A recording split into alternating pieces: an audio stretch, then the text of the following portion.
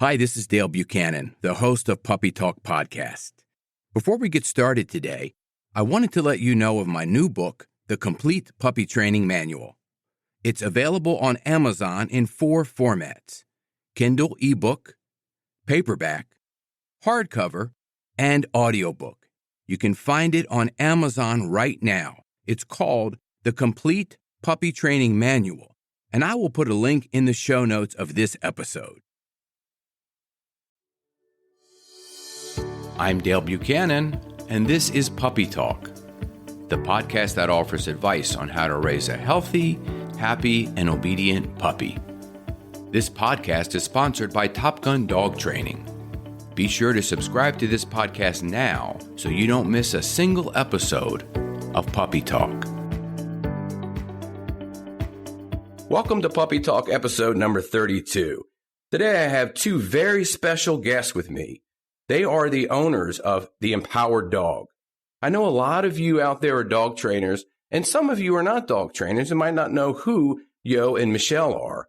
They are the 2 that had the Dog Trainers Winter Summit last December that catapulted the dog training industry into a whole new realm of learning dog training virtually and how to do it and how to get that as a part of your business.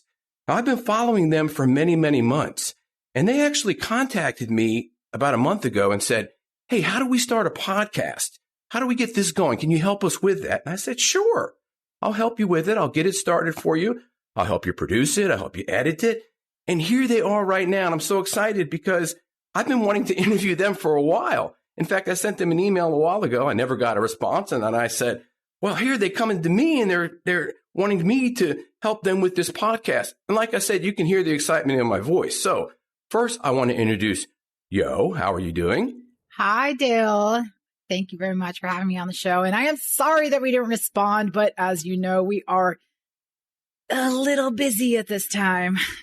I know. You guys get so many emails and so much requests. It didn't hurt my feelings at all. Michelle, how are you? Hey, Dale. Thank you so much for having us. I am awesome. Enjoying a very chilled out evening here in the UK. Good. Why don't you first start off and tell everybody, what is the Empowered Dog? Michelle, why don't you start with that? All right. So Empowered Dog is our joint venture business. It was set up as we were coming through the pandemic because we really wanted to create a platform for dog trainers where we could all connect and collaborate without feeling the competition and support each other through probably the most challenging situation which we all faced. So we put together a lot of resources, a lot of learning opportunities. You spoke about the Winter Summit. That was one of our big pieces where we just wanted to connect people in the dog industry, from pet parents to dog trainers all over the world, and give them something that was going to really boost the end of a very challenging year. And you guys did that. You were successful at that because the Winter Summit that you did was so great. And everybody's still talking about it, and they will be talking about it for a long time. We all made connections from it, and I know I did. I've had several of the people that were on the Winter Summit, Mike, Maura, Iris Bloom, Eileen Koval, have all been on my podcast. So I found them on your Winter Summit show. Yo, why don't you tell everybody how you 2 met and when this process of the Empowered Dog actually started? It had to start way before the Winter Summit. How did that get started? Great question. I know a lot of people don't know. Some people know our little how we got to meet each other. Both of us have the same coach, Christina Cass. I'm in Sunset Beach, California, and I run a pet business out of Sunset Beach, and it's mostly in person at the time, and then we were going online. And at that time, Michelle also, she was from the UK, running the same thing, shifting from in person to online, mainly because the epidemic made us. But let's be honest, we're here now, and it's been really a blessing to have the both. So during our coaching, I was able to hear what Michelle was like and what she was going through and what she was putting together in her program. And she got a chance to kind of meet me. No different than you going to the Winter Summit and getting a chance to meet all these trainers. So that's how I met Michelle. And then what intrigued me about her is that we were running very similar adolescent programs at the time. And I thought to myself, there's not a lot of trainers. I can't clone myself as much as I would love to. I can't clone myself. And she was about as close as I could get. And so I started reaching out to her on Messenger going, Michelle, you're awesome. You're amazing. Let's chat. And after a few chats back and forth, realizing that we both had very similar businesses, I asked her, hey, let's collaborate. And that was the spark that took that collaboration, not just between the two of us. We were excited to work side by side and like see what we could build if two trainers running the same kind of business did it parallel to each other. But we brought that to the entire coaching team with Christina Cass, and other trainers got to see two trainers working side by side, producing something, how much more work we got done, how awesome the content was, and that how we weren't judgmental against each other or competing. We were simply working side by side. You two definitely are a good team. And I've watched you for quite a while. And I know that you guys collaborate with each other very well. You bounce ideas off of each other. You interview people very well. Can you give us a time frame of when you met and how this all started? Because the Winter Summit started December 1st and went through December, I think, 23rd. When did you meet? When was that? You'll be probably surprised to know that this time last year was about the time that we even first spoke. So the pandemic had happened. It started. The effects of being well felt all across the world. I was in an absolute spiral trying to get everything online. Yo was doing the same thing across the other side of the pond. So really, we've only known each other for 12 months. And in terms of a working relationship where we actually started to connect properly and collaborate, share resources, really transition to that close working relationship, we're talking probably October. So really not very long. It takes a while for this stuff to get formulated, though, because if you've known each other that long and the Winter Summit came in December, then this really was kind of in the melting pot for quite a while. We started around the 4th of July is when we started collaborating, doing things together. And then even in October, we did a challenge where I ran a challenge and for my group, she ran a challenge for her group, but we did it together on StreamYard and linked it to both groups. And that's where everyone got to see us wearing costumes and chatting and laughing and having a good time, which, let's just be honest, as a dog trainer, it's very far in between before you ever get to actually see someone that you're collaborating with, because most of the time you're working independently with pet parents, which is always fun. However, you're really alone. You're lone wolfing it 99% of the time. Let's talk about during the Winter Summit. I think you had one couple of evenings there where you did the dance parties. Oh, yes. It broke the ice a lot to get people just to relax a little bit and say, this is not so serious. We can have fun and get to know each other on a personal level. I think that's awesome. I'm a big, big advocate for having fun. We have to create joy and fun in everything that we do. Whether you're a pet parent and you're going through raising a puppy, or you're going through an adolescent stage, or you've got kids at home, 2 and 3 years old, and you just want to rip your hair out, you've got to find the joy and fun in everything that you do. And for me, that means sometimes playing a rocking song that gets you up and moving, or like we started this summer with Trivia Pursuit, right? Just getting everyone to collaborate and have a good time together. I think it's so important that you do spend that time to have that piece of joy. I know when we're teaching, when we're working with students, whether that's dog training students, whether that's pet parents, we always try to frame it in a way that creates a fun atmosphere. So coming into the session, there's always going to be something that uplifts, because we really want to make sure that we're setting the scene for success. And then when it comes to the actual teaching and the coaching, we do an awful lot of gamification. So we do an awful lot of creating fun ways of learning that really helps to really bring that point home and make a difference. So all up for bringing the fun to it. I have noticed that on your Facebook Lives and on the things that you've done. Speaking of the Facebook Lives on the Empowered Dog Trainer Community Facebook page, today was your last live. Is that correct? Yeah, it was our very last Empowered Dog show as a live video stream. So what we are doing, as you well know, Dale, is we're switching over to the podcast format. So this was our big intro to the podcast, which we are releasing next week. Yo, why don't you talk a little bit about how you're going to integrate Clubhouse into this? I just brought that up in the show. Yeah. Because of you, we did some research and you're absolutely right. A lot of people aren't able to take a look at the live video that's coming through, and we watch the numbers go down. And that's where we just go, okay, what is going on? And people are going back to their lives. They're getting their hair done. I mean, look at Michelle. You guys can't see her, but her hair is bright blue right now and mine is pink. So people are getting their hair done and their nails done and they're going back to work. So they don't have that allotted time to go and watch a show in the middle of the day.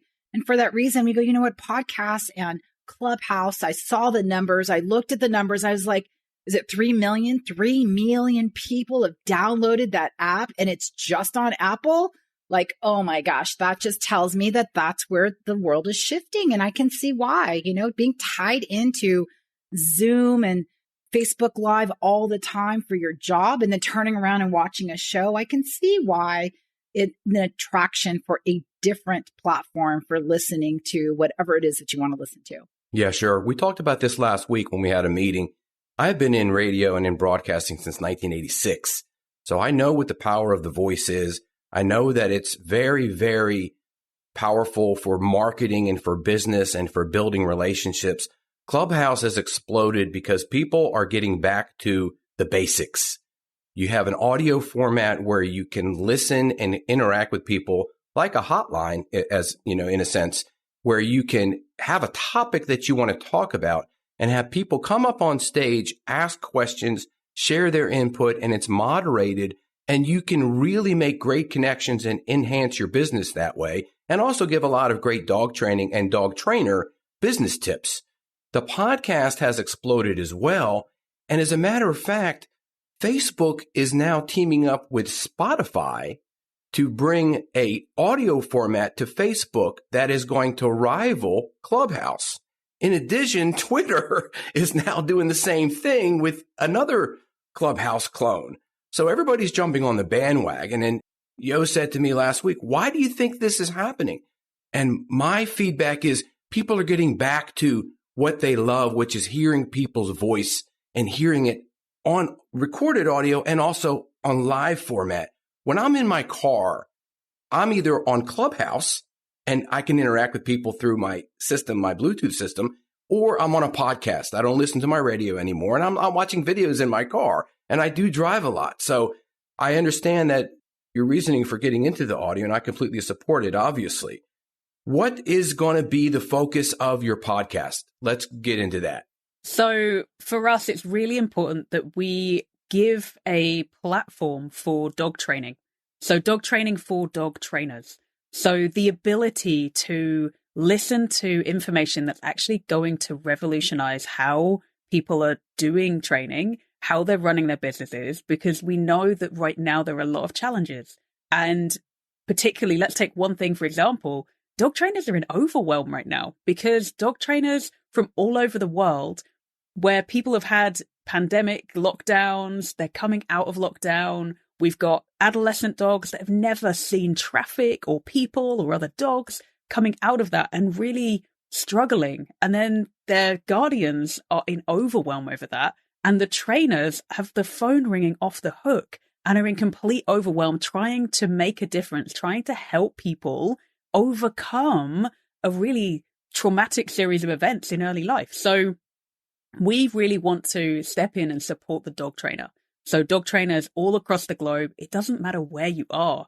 This podcast is really going to be taking a stand for what you get to have, that you get to have everything in life exactly as you would like it to be. And we really want to support dog trainers in accessing that and not feeling that you have to do things because it's the way it's always been done. To add to that, I would say that we want to change also and give you a vision of the industry and where it's going. So we are going out and we're doing some research and finding out what's going on all across the world when it comes to dog training and bringing it back to a platform where you can hear, not to just hear what's going on in the world, but also to get ideas. So we've got Janet Finley, for example, who's getting ready to buy a van that she's going to be traveling in and working from her van. Or Ellen that we talked to today, who is mobile, who's dropping into a new city going, hey, I'm here. So giving you ideas of what you get to do. As a dog trainer, you want to be a successful dog trainer, it's not always what you're doing right now. As we all know, that pandemic hit a lot of us. We all had to shift. It's what can you plan for later? So creating a vision and creating a strategic plan and having those tools just in case something else drops. You can just shift over to here. You can get in your car and go over here. So we're out on a mission to go and find as much content, much information and resource and bringing it back to this podcast and upskilling the current trainers, be an example for dog trainers that are just like figuring out if they're brand new, where they want to go, finding their niche, and also to how to problem solve and find some self-care, some time for yourself so that you don't go into a constant overwhelming overload all the time. Michelle, can you talk a little bit about the hybrid dog training system that you've talked about with me in the past? Hybrid meaning some work virtually and some work in person, and how to make that work together and blend together to be the best and the most efficient trainer and the most lucrative trainer that you can. Oh my goodness. I'm so glad that you put this up, Dale. This is one of my favorite topics because it really makes a difference. So when you talk about hybrid learning, you're exactly right.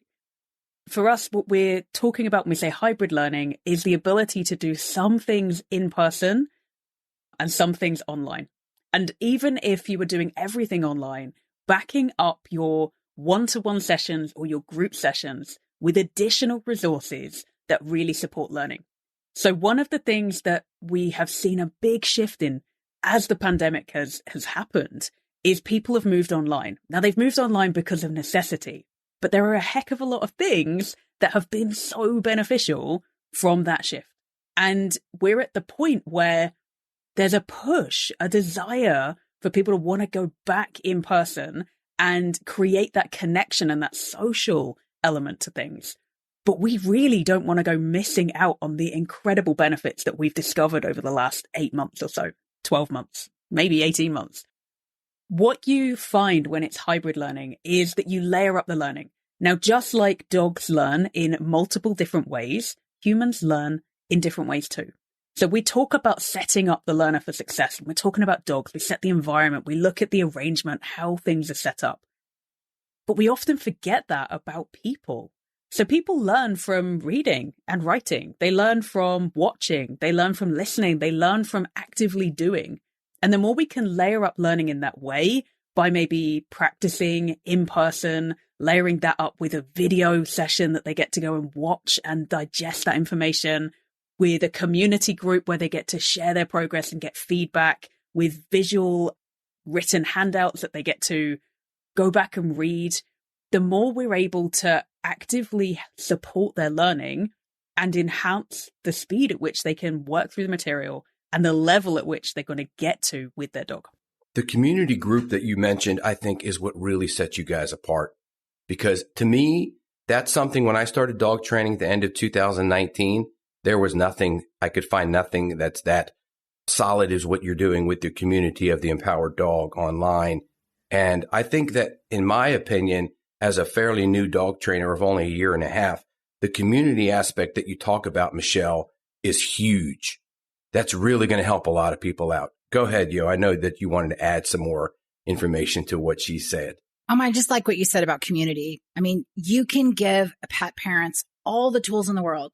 You can give them a book that's got, if you follow these 20 steps, you'll have the dog of your dreams. But we all know that it's not the content. It's the motivation. The motivation is key. And what motivates a lot of people is the ability to be in a community feeling like they're not alone. A lot of the times we're picking themes and the dance party, those are all times to just break away. Like, okay, it's not so crazy all the time. It's simple. It's supposed to be fun. And sometimes getting out of their head, having and creating an ability for pet parents to get out of their head is all that needs to happen in order for the pet parent to want to even try. It's a combination. Like when we're talking about teaching to pet parents, we're talking about giving them the content that they need in all those steps, and then giving them the ability to be motivated. So finding, whether it's sharing your own story or telling, you know what, you're doing a fantastic job. I love what you're doing right now. Giving them that confidence. And then the third is practice.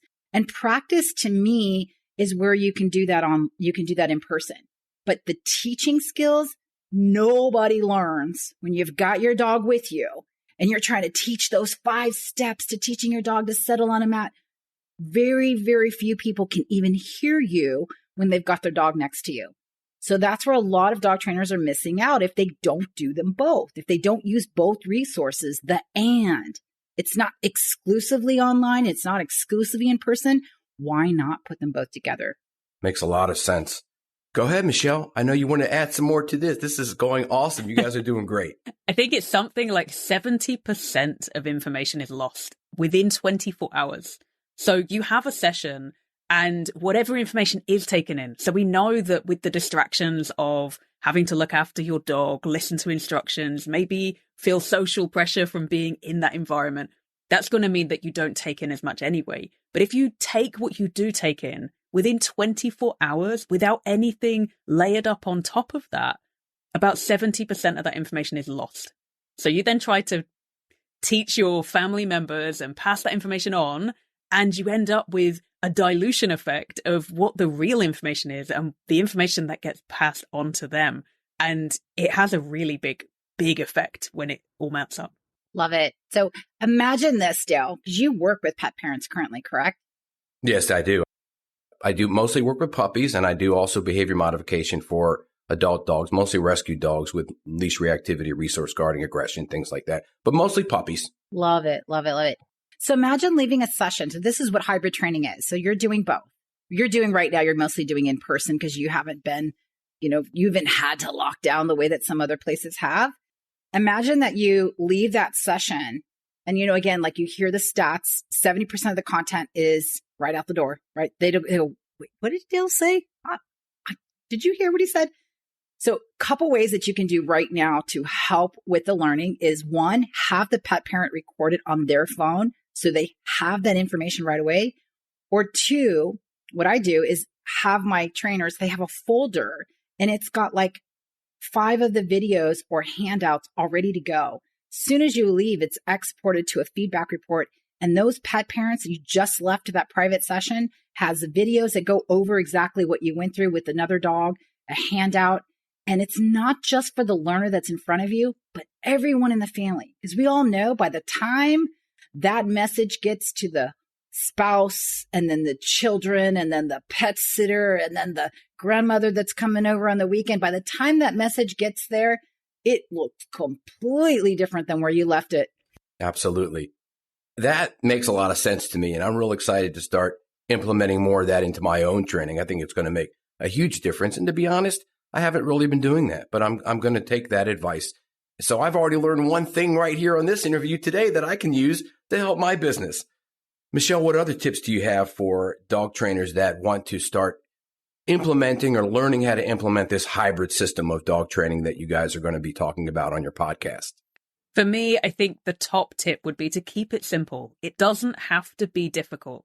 You don't have to go out and create incredible film quality, cinematographic, just phenomenal footage to be able to support your learners. You can literally do it with your phone. Now, we've all got the mobile phone these days. You can just put the camera up. You can literally prop it up and do a little training session demonstration and send that over to your clients.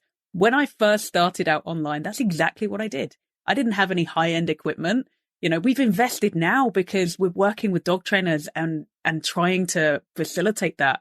But I started out with a mobile phone, a little tripod off of Amazon, and I just demonstrated with my own dog when I needed to show them something. So I would ping that over to them. They'd be able to work with it. It was really easy. And you could just do that back and forth. No editing, just send it over. I used WhatsApp, I think it was. Really, really simple. Great point. Yo, do you have anything else that you want to add to this or say before we wrap up?